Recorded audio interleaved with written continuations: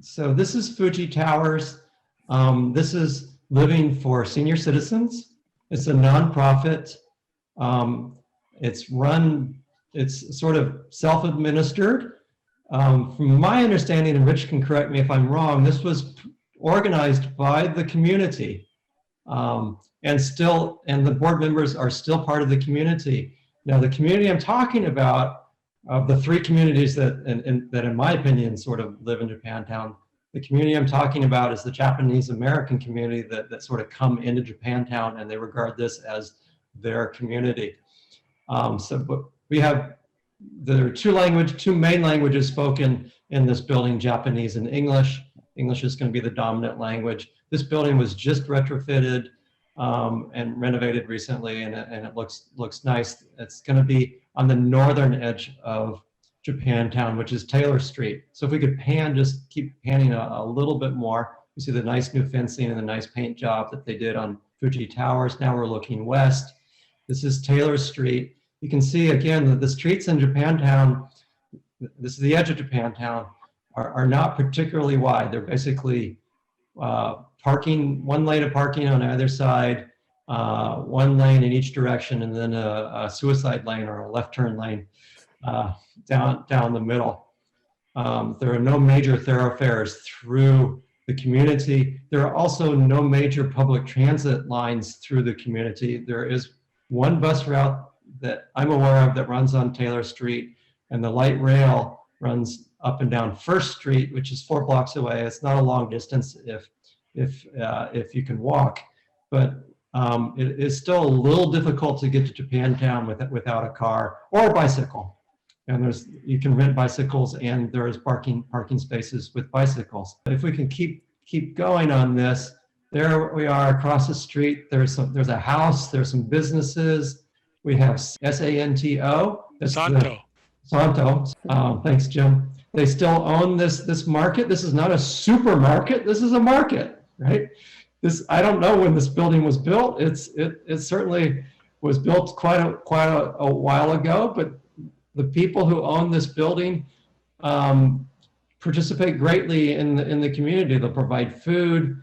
They're associated with the Lotus Preschool. They participate in many of the activities.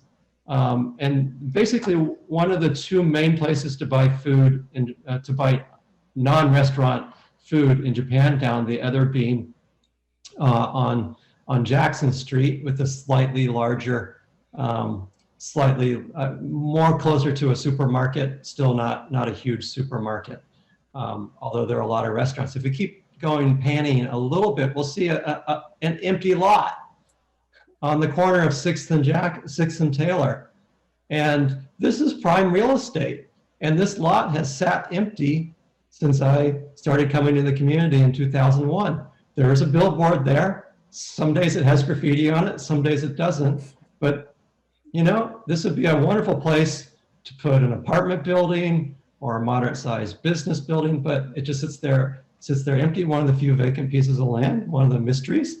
The crosswalk that was here with the extra signage took months, if not years, of volunteer work to lobby the city to put that in. It's finally been put in. You can imagine that crossing Taylor Street during non-pandemic times is a difficult task, because this is basically the main road in or out, and it's the road that connects to California 87 freeway, as well as further east.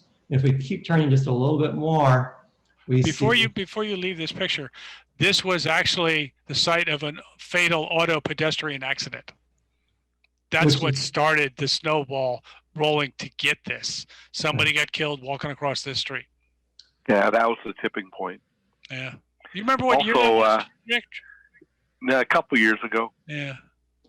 But also, when we started Japantown Prepared, we tried to identify potential hazards for the community. And we did a search on PG&E high-pressure gas lines. And one of them it's a 13-inch high-pressure gas line that runs down the middle of this street, Taylor Street. It's a main distribution line for natural gas. So if you remember the San Bruno gas line explosion, this is a similar type of situation. if that thing ever goes, it could blow up everything within, probably a half a mile. And while we're talking about emergencies, guess what building in Japantown the nearest fire truck can go to on automatic pilot? The one just behind you to the right, Fuji Towers. Yeah. Station 1 is the nearest station, and engine 1 could go there without anybody in it, and they do that out of habit. If they get dispatched to Japantown, and I've been the victim of it, they do the same route, even though it's not, not where they're going. So what we're looking at across the street is the northern side of the Heinlenville Japantown Square development project. We've been working on this for decades, but there's going to be 2 residential towers, one on this end and one on the south end of the block. This was the site of the original Heinlenville, where the Chinese immigrants and Japanese immigrants were welcomed to resettle after the Chinese were arsoned out of downtown San Jose, and the Japanese immigrants didn't have any place to stay, that no one else wanted them in their community. John Heinlein was a German immigrant, and he was a very compassionate person. He said, "Hey, I've got this property. You guys can come stay on my property." And when he did that, the surrounding property owners started to put pressure on him to keep the Asians out. They actually signed a petition to deny utilities to his property, but his son was an attorney. They fought it. They won. They said it's unconstitutional. So in the middle, as Jeff mentioned, there's going to be a tribute park to John Heinlein and the Heinlein family. In the sidewalk on the park is going to be a timeline of different significant events in Japanese American history, and a nice shelter area and maybe a pool. We're also hoping to be able to host the farmers market, the weekly farmers market there. So, and then if you pan a little bit to the right, you'll see the north side of the Japantown Senior Apartment Complex, which is the yellow building. Yeah, the slight edge of the yellow building, which has a I don't know, 400 people living there or something like this. Mm-hmm. So this building that's being built along with a 3/4 acre public park is going to change the community, and the community has not yet started talking about that, but there's going to be I'm not quite sure what the numbers are, over 1,000 people. There's enough construction of this building and the other buildings to bring in over 3,000 new residents. Whether those people will be there, residents who last 2 years and move on, and sort of, I'm in my young 20s and I'm trying to get my feet wet, just need a place to live, or if these will be people who move in and say, I want to put a stake in the community, I want to participate. We don't know yet, but there'll be a lot of people coming into the community who were not there before and don't know anything about the rest of Japantown. And in my opinion, this is a great opportunity for Japantown to reach out and bring them into the community and to learn the history and the culture and the community and the culture. But if we don't reach out, then Japantown may lose its character, because this will be the population center of Japantown. So this again is Jackson Street, which runs east-west. We're still looking east from 5th Street. On the left-hand side, we have a ramen shop that used to be a Hank's fishing store where they sold fishing equipment. There used to be a barber shop on the left-hand side. We have the best, sorry, what's the name of the suite? I'm drawing a blank on it. On the West Coast, Manju, the best Manju. Oh, Shuedo. Yeah, best on the West Coast, in Japantown. We used to have the tofu store but they closed down because one generation wanted to retire, the next generation wanted to, they didn't want to go through the paperwork, the upgrade paperwork of bringing it up to code.